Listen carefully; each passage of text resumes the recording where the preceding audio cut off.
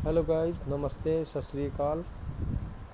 जैसा कि मैंने आपसे बोला था कि मैं आपको आपके लिए वीडियो बनाऊंगा, तो ये मैं आपके लिए बहुत सारे क्वेश्चंस मेरे फ्रेंड्स ने प्लस कमेंट में भी कई सारे लोगों ने पूछा था पिछले बारी, तो मैं आपके लिए लेके आ रहा हूँ। जैसे क्वेश्चंस है कि मुझे माल्टा में जॉब कैसे मिलेगी, वीज़ा का प्रोसेसिंग टाइम कितना होता है, वीएफएस ऑफिस में पेमेंट हम कार्ड से करें कि कैश में करें, और फाइल प्रिपरेशन कैसे करते हैं, माल्टा में माल्टा से हमको वीज़ा कैसे मिलता है, माल्टा से कैसे हम वीज़ा लगा सकते हैं, वीज़ा का फ़ीस कितना होता है, प्लस हमको जो वीज़ा फ़ीस हम कैसे भेज सकते हैं इंडिया से। तो इन सब चीज़ों के बारे में मैं आज आपको बताऊंगा।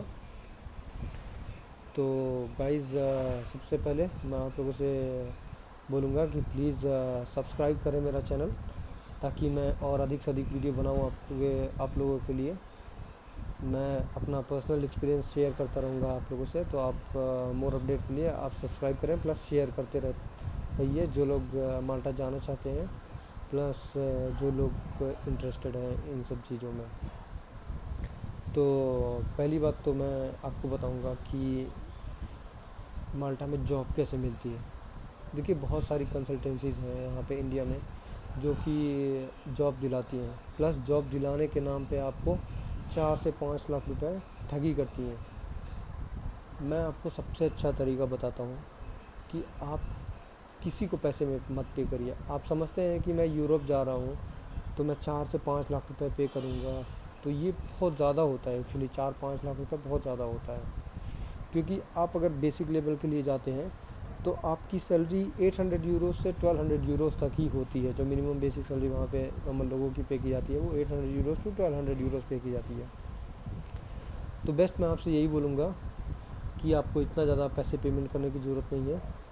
आप वेबसाइट पे जाएं, पता करें, आप लिंक्डइन पे जाएं, वहाँ से पता करें, वहाँ से आपको जेन्युइन चीज़ें मिल जाएंगी। प्लस जैसे अगर आपको जाना है कैशियरी में, बेकरी में, बूचरी में, क्लीनिंग में, वेयर हाउस असिस्टेंट हो गया, सेल्स असिस्टेंट हो गया, स्टोर असिस्टेंट हो गया, तो जैसे सुपरमार्केट वगैरह में ये सारी चीज़ें ईज़िली मिल जाती हैं वहाँ पे। तो वहाँ पे जैसे स्कॉट सुपरमार्केट है, ग्रीन सुपरमार्केट है, तो मैं आपको डिस्क्रिप्शन में उसका लिंक दे दूँगा। आप वहाँ पे जा कर के आप उस पर अपना सीवी भेज सकते हैं ये सब चीज़ों के लिए। लेकिन अगर किसी को अदर चीज़ों में जाना है, होटल लाइन में जाना है, अदर चीज़ों में जाना है, तो वो लोग मुझे कमेंट करके बोल सकते हैं, तो मैं उनको उसके लिए भी आपको मेल एड्रेस दे दूँगा। प्लस आपके लिए एक अदर वीडियो भी बना सकता हूँ। अगर आप किसी अदर लाइन में इंटरेस्टेड हैं तो प्लीज़ मुझे कमेंट करिएगा। तो ये तो था मेरा पहला क्वेश्चन का आंसर। दूसरा, लोगों ने पूछा था कि वीज़ा प्रोसेसिंग में टाइम कितना लगता है। तो मैं आपको बता दूं कि पहली बार मैंने अपना वीज़ा प्रोसेस किया था दुबई में, तो वहाँ से मेरा प्रोसेसिंग टाइम टोटल मिला करके 7 दिन लगा हुआ था। लेकिन कोविड से पहले का था वो, तो कोई कारण जैसे कोविड आने के बाद से मैं जा नहीं पाया, तो इतना दिन मुझे बहुत यहीं पे रुकना पड़ गया। मुझे भी काम था इसलिए मुझे यहाँ पे रुकना पड़ गया। लेकिन मैंने अपना जो है बाद में वीज़ा का प्रोसेसिंग दोबारा से चालू कर दिया। कंपनी ने दोबारा मुझे सारा पेपर भेजा। एक बार में पेपर भेजते हैं वो 3 महीने के लिए वैलिड रहता है। 3 महीने के बाद आपको दोबारा से, अगर आप नहीं जाते, दोबारा से आपको कंपनी को अप्रोच करना पड़ेगा, वो लोग आपको भेजेंगे।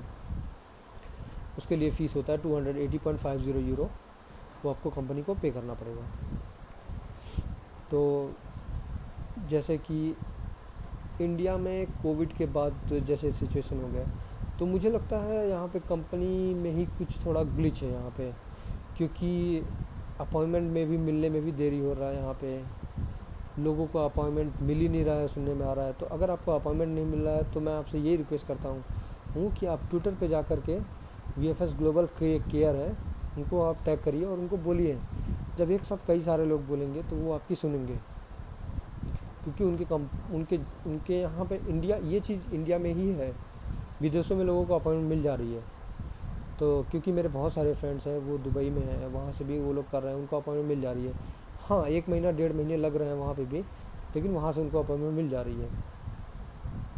लेकिन आप दुबई से नहीं कर सकते हैं प्रोसेस, क्योंकि दुबई में वही लोग, अगर यहाँ से कोई सोचता है कि मुझे इंडिया में नहीं मिल रहा है, मैं दुबई से जाके प्रोसेस कर सकता हूँ क्या, तो जी आप बिल्कुल नहीं कर सकते हैं। वहाँ पे वही लोग कर सकते हैं जिनका वर्क परमिट है वहाँ पे, जो लोग वहाँ पे काम कर रहे हैं, बस वही लोग कर सकते हैं।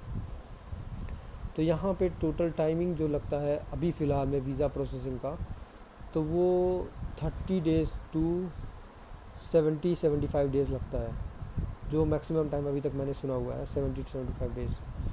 तो अगर आप अपना सोच रहे हैं कि मैं फ़्लाइट टिकट कराने के बारे में, कि मैं पहले करा लूँ फ़्लाइट टिकट या फिर, तो मैं आपसे यही रिक्वेस्ट करता हूँ कि आप अपना फ़्लाइट टिकट, अगर आपको कंफर्म फ़्लाइट टिकट कराना है तो आप 75 डेज़ के बाद ही कराएं। लेकिन मैं आपसे यही बोलूँगा कि आप, बेटर रहेगा कि आप डेमो टिकट लेकर के जाएं।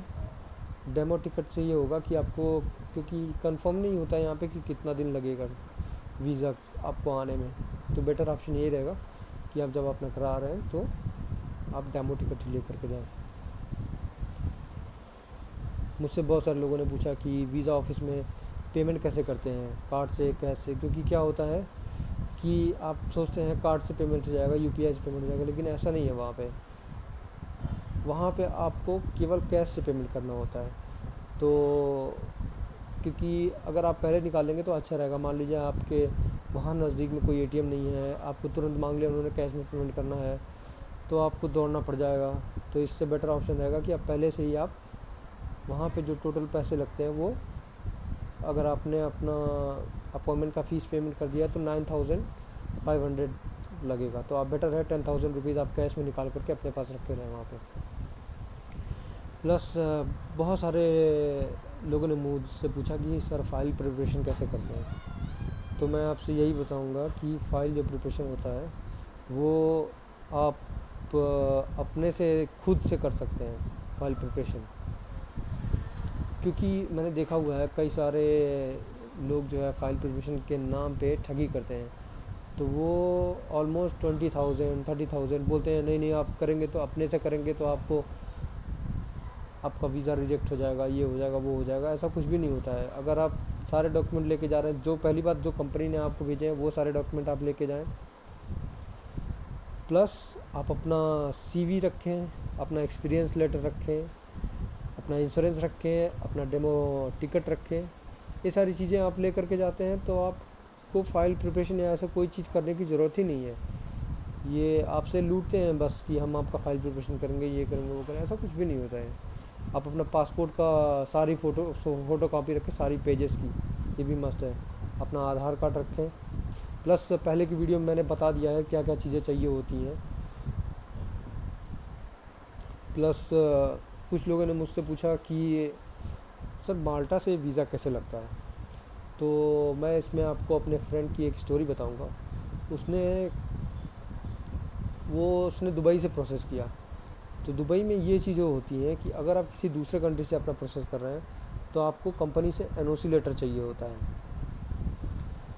तो वहाँ पे उसकी कंपनी ने एनओसी लेटर नहीं दिया। तो बाद में वो गया अपने अपॉइंटमेंट के टाइम पे अपना सारा डॉक्यूमेंट ले करके, तो उसका वहाँ से हो नहीं पाया क्योंकि उसके पास एनओसी लेटर नहीं था। बिना एनओसी लेटर के नहीं हो पाता।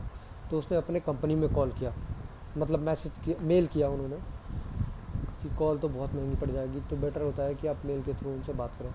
तो मेल उसने किया कि ऐसी ऐसी चीज़ें। तो बाद में कंपनी ने उनसे पासपोर्ट मंगाया उनका। वहाँ से उन्होंने बोला आप अपना डेमो टिकट प्लस आप अपना इंश्योरेंस और अपना फ़ोटो आप करके हमको कुरियर कर दीजिए। वहीं से उन्होंने और बोला कि आप 15 दिन बाद का फ़्लाइट टिकट करवा लीजिए अपने जो आने के लिए। तो इसमें टोटल वहाँ से उसका टाइमिंग लग गया, 15 दिन में उसका हो गया। प्लस वही चीज़ें अगर वो यहाँ से कराते तो यहाँ से आपका 75 डेज़ 30 to 75 डेज़ ऑलमोस्ट लग जाता। तो ये होता है कि लोग जो पूछते हैं कि वहाँ से कैसे वीज़ा लगता है, ये उसका आंसर है। प्लस जो वीज़ा का फ़ीस होता है वो 280.50 यूरो होता है। देखिए बहुत सारी ऐसे चीज़ें होती हैं जैसे आपको कई बार ये होता है कि हम पैसे किसको पे करें या कैसे पे करें। तो मैं आपसे यही कहना चाहता हूँ कि देखिए, हमेशा अगर जो आप पैसे भेजेंगे वो आप किसी आदमी के नाम से मत भेजिए, क्योंकि जो भी पैसे आपको कंपनी मांगती है वीज़ा के लिए, वो हमेशा कंपनी के नाम से होता है, ये किसी पर्टिकुलर आदमी के नाम से नहीं होता है। तो आपको पैसे कंपनी के नाम से ही भेजना है।